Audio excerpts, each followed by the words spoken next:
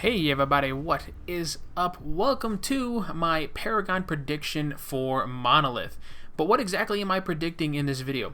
Well, I'm going to be predicting the kind of meta that we're going to be in, specifically the kind of heroes that we are going to be seeing reprising their respective roles for, jungler, offlaner, and the 2v1 lane and mid lane.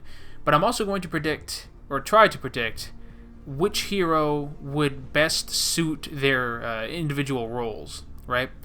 And that can be tough to do because there's a lot that we still don't know. There's a lot, and this is before the patch notes, mind you.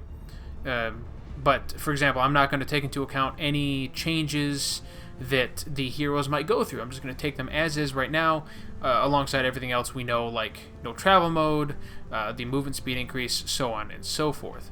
So I thought I would start off with the jungle. As a general rule of thumb, I think it's safe to say that in this new meta, in the new map Monolith, we're going to be seeing a lot of heroes that have the abilities that allow them to move around the battlefield quickly, or to escape well, or to gank well, or that do a lot of damage and apply crowd control, like slows, knockups, stuns, so on and so forth. So with that in mind, we are probably going to be seeing a lot of heroes like Rampage, Chimera, and Sevarog dominate the jungle space, but I predict that the one to dominate the jungle space the most will be Grux, and there's a few reasons why. One, he has the ability to dash forward quite a ways, which is both a great escape as well as a great initiator, so he can close the distance between enemies fairly easily and then continue to damage them heavily with his other abilities. And if they try to use their own movement abilities to get out, bam! Smash and grab right back to Grux, and then he can just keep wailing on them. He can also interrupt other enemies' abilities, their movement abilities, by using his ultimate to stun them out of it. For example, something that may take a half second or a second to cast, he can just, nope, you're not going anywhere, buddy. And then he can continue to beat them senseless even harder. And Grux himself is actually not that bad at jungling. I mean, his clear times, I'd say, are above average. His basic attacks at level 1 hits harder than a lot of others, and it's not all that slow either to boot. Plus his bleed is a great AoE nuke, and that just clears minions really fast, especially if you apply his smash and grab on top of that for a little bit of extra damage. So Grux is my jungle pick. Now let's discuss mid lane. I feel that mid lane will be dominated by heroes who have the ability to easily escape any oncoming ganks, as well as easily farming and poking their opponents, allowing them to pick them off with ease once they're at low enough health. And I feel that there's nobody that does this better than Gideon. He's got that teleport that allows him to easily escape really anything, as well as initiate some amazing attacks. He has the great combo of using his damage over time slow combined with his meteor for some major burst damage, and then his ultimate just can wipe out any minion wave as well as entire teams. Other heroes like Gadget, Lieutenant Bellica, Iggy, and Scorch, they just can't do all of those things as perfectly as Gideon can.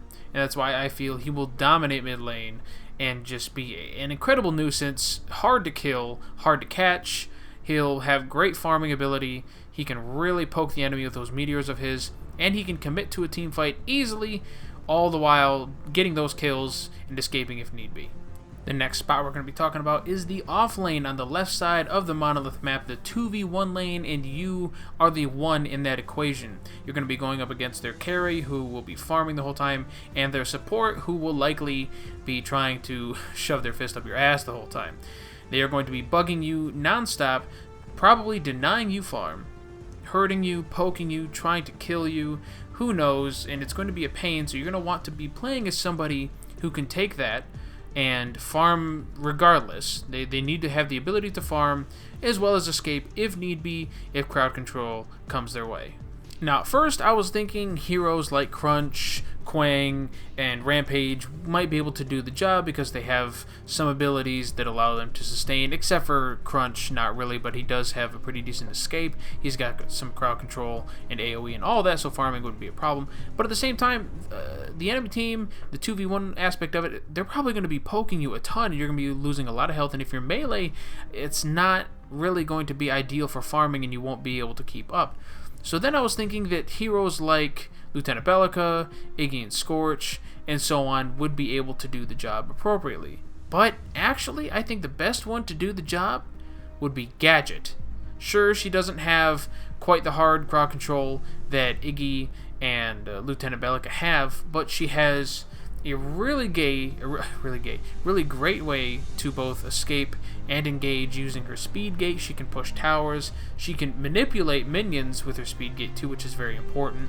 She has an incredible ability to farm from long range and poke with her sticky mine, and that itself is great. And if the enemy minion waves or heroes are being too aggressive and pushing her tower, she can just lay down her ultimate and those minions will just disappear.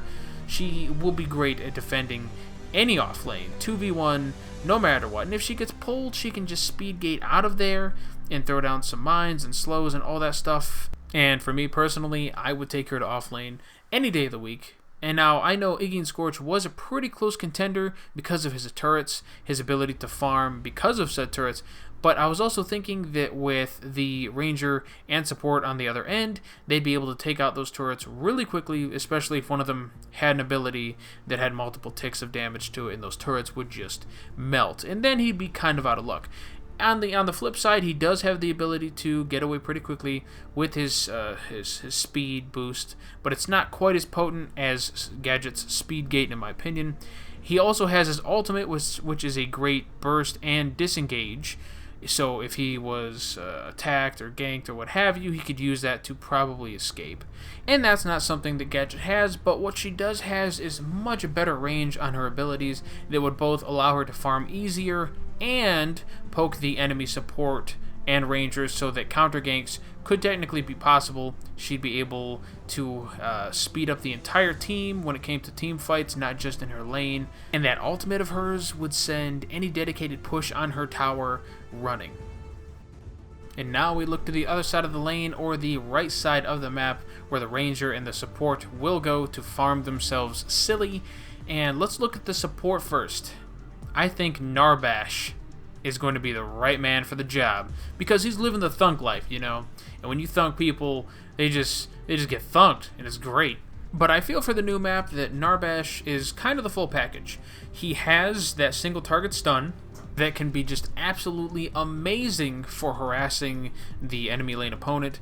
He has his ability to speed up anyone around him, including minions, so kind of like a Gadget, which is super useful, very, very useful, and also a great initiate and a great defensive ability used to escape.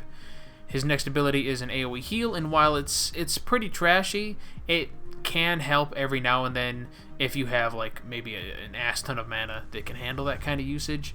And then of course his ultimate, an AoE slow that does a considerable amount of damage for support and ends in a knockup. It's beautiful. He also has some pretty great choices in cards because of its affinities, and can use the potions that will heal yourself less and give you less mana in return for doing the opposite to your teammate. So using your health potion will give your teammate some mana, and using your mana potion will heal your teammate. And that can be really important in keeping both of you in the lane. And while there are aspects of other heroes who are able to protect the teammate easier, or harass easier, or allow escapes easier, or even attack easier to get kills in their lane with less effort, I feel that his kit currently allows him to do a little bit of everything effectively enough. And I feel that's important. He's a great all-around support, can do a lot for his lane mate, and really shouldn't be underestimated. Although, maybe I am a little biased because I too live the thunk life. And now comes the final role, the carry, the ranger that will be accompanying the support in the right side of the lane. And, well, there's really not too many to pick from. We have like 4 choices, and right now, 2 of them aren't ideal in my opinion, and that would be Twin Blast and Grim. And granted, they will likely be reworked. Definitely. Most definitely. So, this is definitely a hard prediction to make, but I'm still gonna have to say, Murdoch takes the cake. His kit allows them ways to defend his lane without having to actively be there and looking at it and defending. He can just lay down some traps, and those are kind of like kind of like mini wards in and of themselves.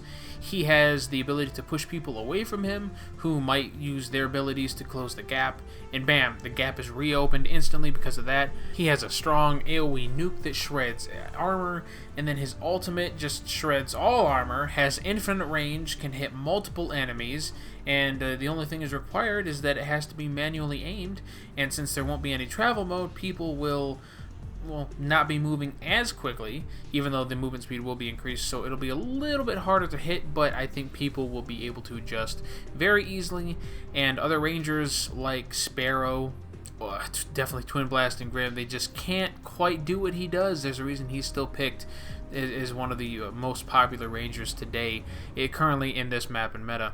Now, like I said, there's going to be some major changes coming, so who knows, like, Murdoch might lose his ultimate. I don't know. Anything could honestly happen. I really hope they don't mess with his kit too much, because it's in a good place. Honestly, it is. But what makes Murdoch so great in lane with a really good support like a Narbash is that Narbash can go in there and stun him, right? He can thunk him, and he'll be stunned for like 1.5 seconds or so. And meanwhile, Murdoch can use his ultimate on him. And while that's happening, Narbash can use his ultimate, slowing them down and knocking them up, all the while Murdoch is closing the gap, getting in on them there, using his AoE to just shred them, and then just basic attacking them to death. And that kind of combo is great, especially, and you could use a Steel too as well. Steel uses his ultimate while they're bounced up, Murdoch uses his ultimate. It's just dirty combo, and Murdoch is one of the only ranger currently capable of such a combo, such a 1-2 combo, just two heavy attacks right after another. Now, I don't know about the new hero coming. Might be another ranger, which would be awesome, in which case, hey, that guy might, or that gal, or whoever might be the best choice for this job. But I can't say for sure. Just don't know the kit. I personally don't know it, so I'm just gonna have to go with my gut feeling here. Murdoch, best choice, hands down. And don't forget the fact that Murdoch has a bunch of skins, and a lot of them are kick-ass. In fact, he's got like, what, 2 tier 2 skins? Something like that, maybe 2, I think. Yeah, around there. But he had his tier 4 skin showed off, like the concept art of it.